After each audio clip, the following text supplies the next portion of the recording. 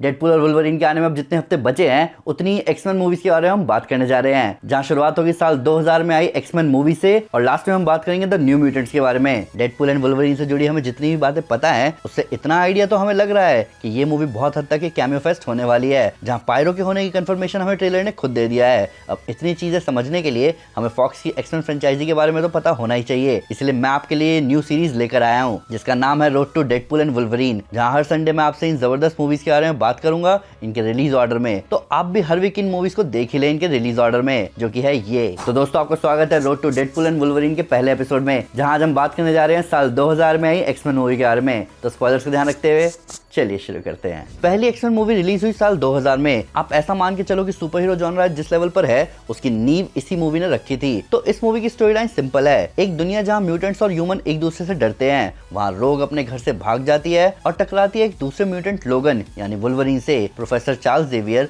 जो कि छोटे म्यूटेंट्स का एक स्कूल चलाते हैं, वो स्टॉर्म और साइक्लॉप्स को भेजते हैं उन्हें लाने के लिए, इससे पहले देर हो जाए। मैग्नीटो जिसका मानना है कि एक जंग होने वाली है, वो भी अपने इविल प्लान के साथ निकल जाता है रोग को ढूंढने। तो 18 अगस्त 2000 को रिलीज होने वाली इस मूवी ने अपने $75 मिलियन के बजट पर $296 मिलियन कमाए। मूवी की करंट IMDb रेटिंग 7.3 है और ये आज भी सर्टिफाइड फ्रेश है 82% के रोटेन टोमेटो स्कोर के साथ। इस मूवी को डायरेक्ट करने वाले ब्रायन सिंगर ने इस मूवी को डायरेक्ट करने से 3 बार मना कर दिया था, ये मानते हुए कि कॉमिक बुक्स अनइंटेलिजेंट लिटरेचर है। हालांकि जब उन्होंने एक्समैन कॉमिक्स पढ़ी और उन्होंने 1992 की एक्समैन द एनिमेटेड सीरीज देखी, तब उन्हें समझ आया कि इस स्टोरी का थीम प्रेजुडिस और डिस्क्रिमिनेशन यानी भेदभाव है। तब वो फाइनली इस मूवी को डायरेक्ट करने के लिए माने। हालांकि ये अकेली एक्समैन मूवी है जिसकी स्टोरी ओरिजिनल है, जबकि बाकी एक्समैन मूवीज की स्टोरी किसी ना किसी कॉमिक बुक स्टोरी पर लूजली बेस्ड है। प्लस ब्रायन सिंगर ने सेट पर एक्समैन कॉमिक्स बैन कर रखी थी ताकि मूवी की कास्ट उससे इन्फ्लुएंस ना हो, पर मूवी की कास्ट ने अपनी अपनी प्रिपरेशन में एक्समैन कॉमिक्स पढ़ी ली थी।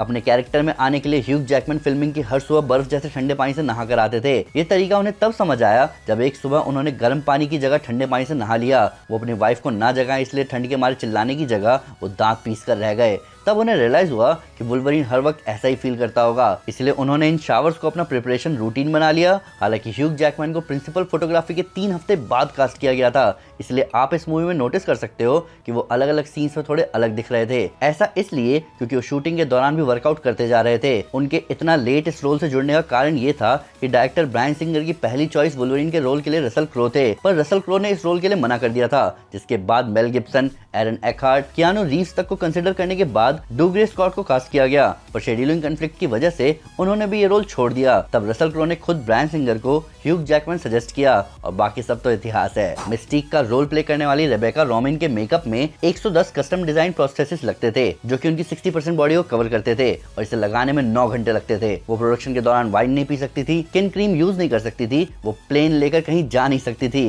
क्योंकि इससे उनकी बॉडी केमिस्ट्री थोड़ी सी चेंज हो जाती और प्रोसेसेस उनकी बॉडी पर फिर सेट नहीं होते। पर तब भी सेट पर अपने आखिरी दिन वो अल्कोहल लेकर आई, जिसे उन्होंने अपने क्रू और कास्ट के साथ शेयर किया। अनफॉर्चुनेटली उसी दिन उन्हें वुल्वरीन और मिस्टीक के फाइट सीन भी शूट करनी थी, जिसके दौरान उन्होंने अपने मेकअप की वजह से ब्लू कलर का वॉमिट ह्यूग जैकमैन पर उगला। इन सब के ऊपर उनका फिल्मिंग एक्सपीरियंस बाकी कास्ट से अलग था। उनका लुक सीक्रेट रखा गया, जिसकी वजह से उन्हें बिना विंडो के रूम में अकेले रखा जाता था जब शूटिंग नहीं हो रही थी। इन सब के ऊपर ये अकेली एक्समैन मूवी है जहां मिस्टीक का रोल प्ले करने वाली एक्ट्रेस बिना मेकअप के एक बार भी नहीं दिखी। मूवी में जब चार्ल्स जेवियर लोगन से कहता है कि उन्हें मिले 15 साल हो गए हैं, तब वो रेफर कर रहे होते हैं 2009 की एक्समैन ओरिजिन्स वुल्वरीन मूवी में हुए इवेंट्स को, जहां प्रोफेसर जेवियर और लोगन के रास्ते टकराए थे। हालांकि एक्समैन ओरिजिन्स वुल्वरीन के इवेंट्स 1979 में हुए थे, जो कि इस मूवी के इवेंट के 21 साल पहले के इवेंट है, ना कि 15 साल। प्लस स्कॉट 1979 में लोगन से मिल चुका था, तब भी इस बात का कोई मेंशन नहीं होता। प्लस मूवी में जेवियर ये भी कहते हैं कि वो मैग्नीटो को तब मिले थे जब वो 17 साल के थे, जबकि आगे जाकर एक्समैन फर्स्ट क्लास में दिखाया गया कि जेवियर मैग्नीटो से तब मिले जब वो कॉलेज में थीसिस लिख रहे थे,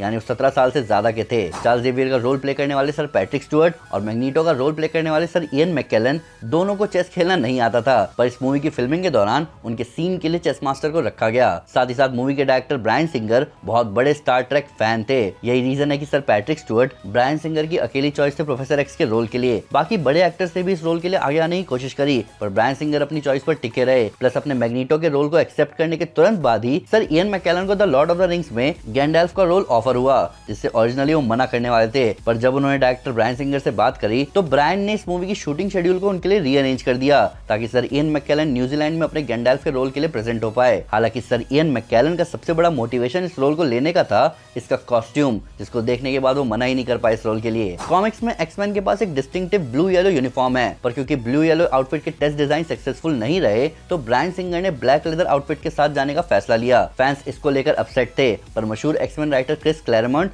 और स्टैनली उनके डिसीजन को सपोर्ट कर रहे थे। इसीलिए ब्रायन सिंगर ने एक डायलॉग ऐड किया मूवी में इस इशू को रेफर करते हुए, जहां वुल्वरीन कंप्लेन करता है कॉस्ट्यूम के बारे में, जिसमें साइक्लॉप्स कहता है कि तुम क्या प्रेफर करोगे, येलो स्पैंडेक्स। हालांकि कलर तो एक तरफ, ये कॉस्ट्यूम्स इतने स्टिफ थे कि एक्टर और एक्ट्रेसेस इस कॉस्ट्यूम में 2 फुट की दीवार भी जंप नहीं कर पा रहे थे। प्लस म्यूटेंट्स की आंखों के इफेक्ट्स के लिए एक्टर्स और एक्ट्रेसेस को स्पेशल कॉन्टैक्ट लेंसेज दिए गए, जिन्हें कास्ट ने बताया कि वो अनकंफर्टेबल थे और डेंजरस थे। मिस्टिक का रोल प्ले करने वाली रेबेका रोमन अपने लेंसेज 1 घंटे से ज्यादा नहीं पहन पाती थी, उसमें भी उनका विजन सिर्फ 10% था। सेबरटूथ का रोल प्ले करने वाले टाइलर मेन अपने लेंसेज ज्यादा देर तक पहने रह गए और वो एक दिन तक कुछ नहीं देख पाए। टॉम का रोल प्ले करने वाली हेले बेरी ने अपने लेंसेज एक बार पहने और उन्होंने तुरंत कहा कि उनकी आंखों के लिए CGI किया जाए। साइक्लॉप्स का रोल प्ले करने वाले जेम्स मार्सडन के लिए ओकली ग्लासेस ने कस्टम स्पेक्स बनाए थे, जिन्हें साइक्लॉप्स मूवी में पहनता है। इतना ही नहीं, ओकली ग्लासेस ने जेम्स मार्सडन को अपने सनग्लासेस की लाइफ टाइम फ्री सप्लाई दी है। हालांकि यही ग्लासेस जेम्स मार्सडन की डिफिकल्टी का कारण भी थे, क्योंकि जहां बाकी एक्टर्स एक्ट्रेसेस अपने आंखों की एक्सप्रेसिवनेस से अपने परफॉर्मेंस को बेहतर दिखा रहे थे, वहीं उनके कैरेक्टर साइक्लॉप्स की आंखें पूरी तरह ढकी हुई थी। हालांकि तब भी उनकी परफॉर्मेंस अच्छी थी। मूवी के अराउंड 52 मिनट्स में आप नोटिस कर सकते हैं एक बच्चे को साइक्लॉप्स की तरफ स्माइल करते हुए। Originally Cyclops bus train schedule देखता, पर वो बच्चा बहुत बड़ा एक्समैन फैन था और साइक्लॉप्स उसका फेवरेट था, इसीलिए वो जेम्स मार्सडन को देखकर स्माइल करता है और जेम्स भी उसे देखकर स्माइल करते हैं। डायरेक्टर ब्रायन सिंगर को ये मोमेंट इतना अच्छा लगा कि उन्होंने इसे मूवी में रहने दिया। एक सीन में मिस्टिक अपना शेप शिफ्ट करके आइसमैन बन जाती है और उसी के बगल से निकल जाती है। इस सीन को पॉसिबल करने के लिए कई टेक्स में केयरफुल स्प्लाइसिंग की गई, जिसको करने की जरूरत नहीं पड़ती अगर डायरेक्टर ब्रायन सिंगर को पता होता कि आइसमैन का रोल प्ले करने वाले एक्टर शॉन एशमर का जुड़वा भाई भी है, एरन एशमर। यहीं पर जब रोग स्कूल से जाती है तब मिस्टिक आइसमैन के रूप में दिखती है और हम इस सीन में उसके मुंह से उसकी सांस निकलते हुए देख सकते हैं। ये आइसमैन की एबिलिटी दिखाने के साथ साथ डायरेक्टर ब्रायन सिंगर की डेडिकेशन भी दिखाता है एक्समैन के लिए, जबकि ये एक एरर है क्योंकि यहाँ सही में आइसमैन नहीं था बल्कि मिस्टिक थी। तो दोस्तों ये थी वीडियो पहली एक्समैन मूवी के बारे में। नेक्स्ट हम बात करने जा रहे हैं एक्समैन 2 के बारे में, तो इस वीक आप ये जरूर देख लेना। प्लस अभी कमेंट्स में अपना फेवरेट एक्समैन मोमेंट जरूर बताएं, पर फिर भी अगर कोई डिटेल मिस हो गई हो या आपको इसको नया फैक्ट वीडियो से रिलेटेड तो प्लीज हमें कमेंट में जरूर बताएं। हमारे सोशल मीडिया हैंडल पर हमारे साथ शेयर करें, हम हर जगह हैं। तो दोस्तों अगर आप डेडपूल को वुल्वरीन को मारते हुए देखना चाहते हैं तो मैं आपको हमारी Deadpool kills the Marvel universe comic series recommend करूंगा। साथ ही साथ अगर आपको वीडियो पसंद आई तो इस वीडियो को लाइक और शेयर जरूर करें और ऐसे कई सारे सुपर कंटेंट के लिए हमारे चैनल को सब्सक्राइब करना ना भूलें। Thank you guys, this is Aman Sinha and you are super super. Piece.